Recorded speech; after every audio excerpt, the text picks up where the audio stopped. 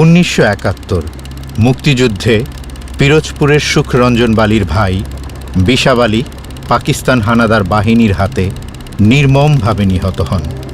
হত্যাকাণ্ডের ঘটনায় আন্তর্জাতিক অপরাধ ট্রাইব্যুনালে মামলায় অভিযুক্ত করা হয় মাওলানা দেলাওয়ার হোসেন সাঈদীকে।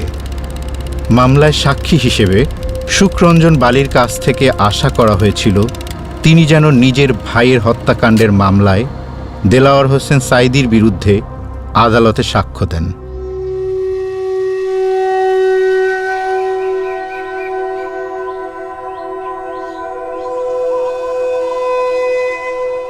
আমার নাম হলো সুখরঞ্জন বালি।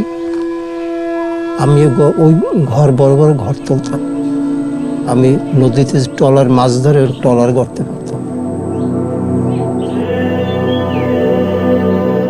চতুর্মাস পড়লে আমি শিবই আমি ঘুরতাম। আর এখন বর্তমানে আমি সবারই আরাধনা করি।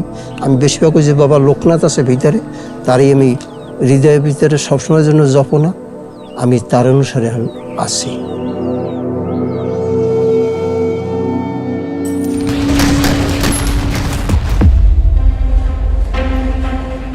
এখন 1971 সালে যে বিবরণ হয়েছে, তখন পশ্চিম পাকিস্তানওয়ালারা আমার ভাইকে মারছে।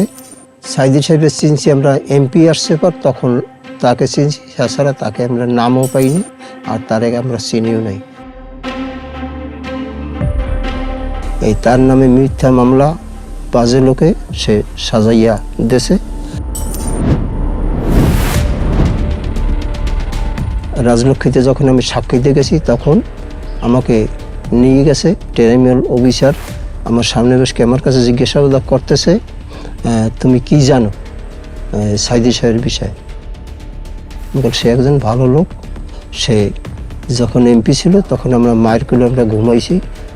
সে এইরকম পরিস্থিতির সে আমাকে রাখছে ভালোভাবেই। আমি তার নামে আমি মিথ্যাটা বলতাম, এই কথা বলতেছি। এর মধ্যে পিছনে আপনার যারা এই নাটক তৈরি করছে, হেইরা আমার এখন বসে রাজলক্ষ্মীতে বসে আমাকে মারধর করছে। আমি বলছি, না, তোমাদের খাওয়া খাইয়ে আমি আসি নাই, আমি যারে দেখি নাই, আমি শুনি নাই, আমি হেরে বলার মতন আমার কোনো শক্তি নেই। কারণ আমরা যা বলবো এইটাই বলবা সাঈদী সাহেব মাসে আমি মিথ্যাটা বলতে। এইরকম করি আমাকে কয়েকবার আমারে মারধর করছে। আমি জ্বালা সহ্য না করিয়া আমি ওইখান দিয়ে আমি উঠে আসছি। বাড়িতে চলে গেছে, তো রাত্রে আমাকে অনেক টাকা নিয়ে আসছে লোকজনে। আমি টাকার ভুক্তভোগী না বলে টাকাগুলো নেই, পরে যা গাড়ি দেবো বাড়ি দেবো অনেক কিছু আমার লোভ দেখাইছে। আমি কোনো লোভে পরিবর্তন হই নাই। আমি ক্ষুদিরামের মতন আমি মরে যাবো, আমি মিথ্যা কথা আমি বলতে পারবো না, আমারও তো মরতে হবে।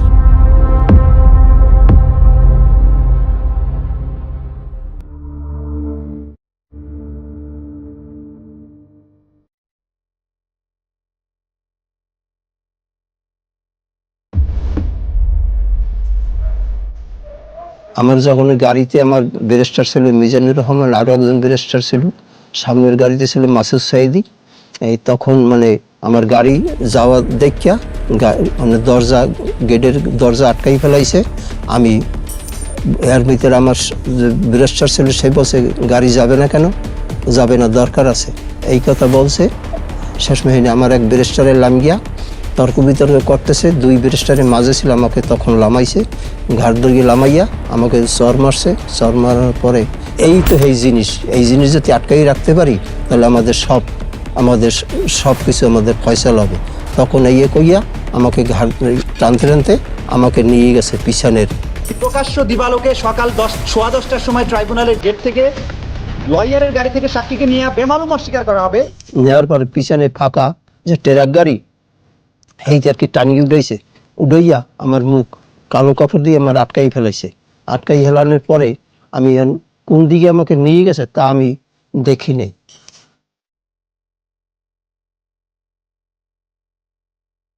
তা এরপর গাড়ি থামছে, থামার পরে গাড়িতে লামাইয়া চোখে মানে বান্ধব অবস্থায় ঘরের ভিতরে ঢুকাইছে। এরপর কিছু সময় পরে একটা আলো আসছে, এই আলো ওই ধরাই থুইয়া তারা মানে যার যে চলিয়ে গেছে, কোথায় গেছে তা আমি বলতে পারি না। আমাকে 10 মিনিট 15 মিনিট এরকম আমাকে কারেন্ট শর্ট দিত। আর সামনে টাকা দিত, কারণ এই টাকাগুলো নে শুধু হুজুরের নাম বলি। কিন্তু না, আমার পক্ষে বলা সম্ভব না, যারে দেখি নাই আমার পক্ষে বলা সম্ভব না। আমি কেউ আমার বাপ ভাই না, আমি মিথ্যাটা কেন বলুন? তোমরা যা দিতেছো আর সব অবৈধ টাকা, আমিও চাই না।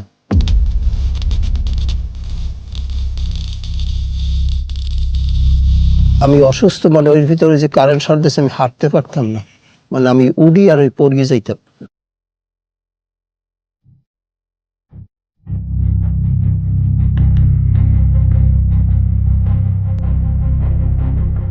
সাতাশ তারিখ ওই ভিতরে বাইর করে গিয়া বলছি কি তুই যে দেশে তোর বাড়ি সেই দেশে দিয়াম, এই আমার লালস দিয়ে ওইখান দিয়ে এবার আমাকে চক্ষু বান গিয়া আমাকে বাইর করছে।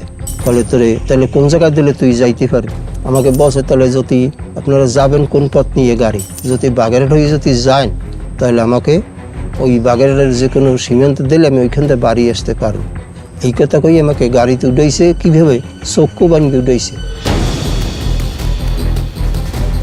হেনে গাড়ি থামানোর পরে আমাকে কইতেছে করে লাম গাড়ির দা, মুখ খুলিয়ে দিয়েছে, মুখ খুলিয়ে দিয়েছে। আর গাড়ির পাশেই মানে আমার সমস্ত দিনে আমি পেশাব করি, মানে পেশাবে আমার পেট আমার ফুলিয়ে গেছে। তখন এই গাড়ির পাশেই আমি পেশাব করছি। পাশে বইসকেই দেখি যে মানে বাগানের ভিতরে একটু পথ, এই পথের ওখান দিয়া মানে ওই পাশে দেখা যাইতেছে বিসি বসা।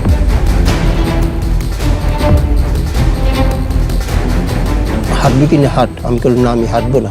আর সে আমার জ্বালা না দিয়া আপনারা আমাকে গুলি দিয়ে মারিয়ে ফেলান, আমি সামনে আমি যাইতাম না।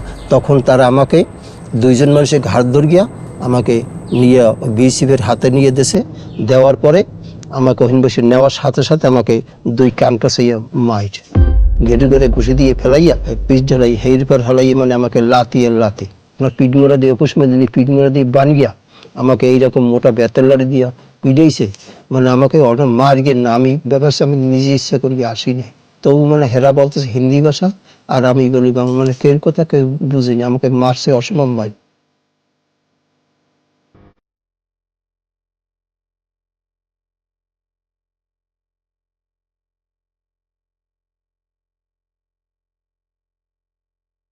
সাতাশ তারিখে এই ঘটনা।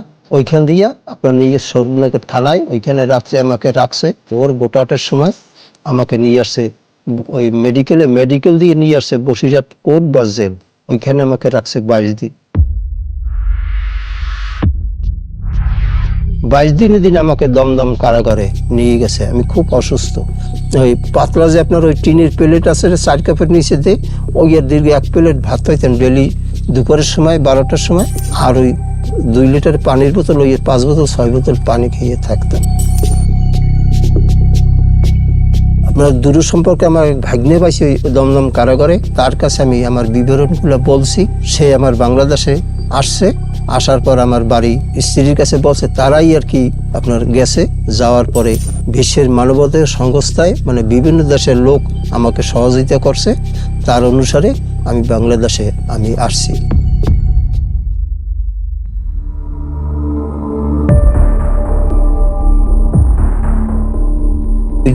বাঁধছে সিকেল দিয়া, ওই সিকেলের মাংস সব কাঁচাই গেছে এই অবস্থা। আর এই জয়েন্টটা ধর নেই ইংরেজ মুখার তাই মাসে একটা ইংরেজের দাম আছে 1200 টাকা, নাইলে হাত দিয়ে আমি ভাত খাইতে পারলাম।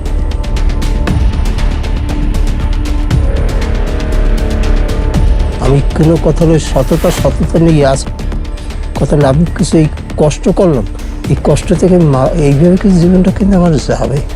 আজ কত বছর চিন্তা করি, 14-15 বছর আমি কিন্তু এই দুরবস্থায় আছি।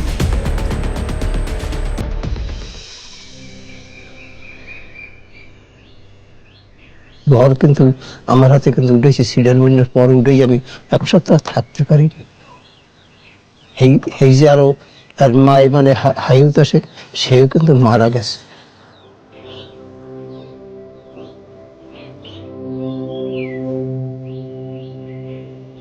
আমার জন্য শোবে, তারপর শেষ।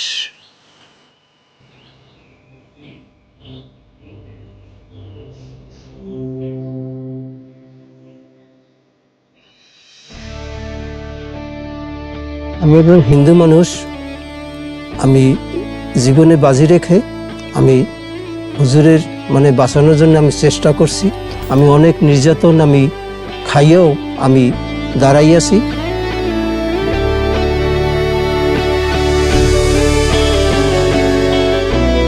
আমার এই জন্মস্থান আমার ভালো লাগে। হিন্দু মুসলমান সবাই যদি আমার এক লগে আমরা চলাফেরা করি, আমরা খুব সুন্দর লাগে। এই দিয়ে মানে কোনো যেন বিশৃঙ্খলা না হয়, আমি যাতে শান্তভাবে থাকতে পারি, এই সবাইকে আমার এই আকুল আবেদন।